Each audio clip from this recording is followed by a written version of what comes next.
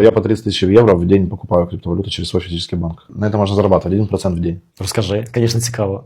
1% в день. 30 тисяч євро в день. Всі слухають, увага, як заробити 30 тисяч євро в день. Короче, открываем европейский счет в банке под евро или под доллар.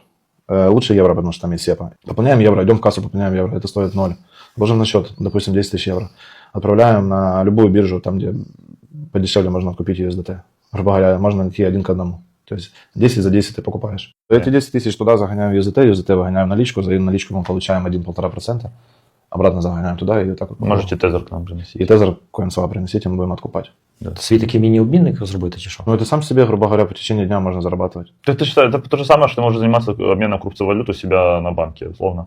Купил подешевле, там, условно купил подешевле валюту, положил себе на счет, ждешь, пока отрастет, взял, скинул и все. Просто обычно же ты самое. торгуешь. И все. И потом в Пите ты рассчитываешь, что типа ты вот провернул у себя на банке такую-то сумму, заработал столько-то, столько-то, сам заполняешь бумажку, сам получишь себе налог. Все.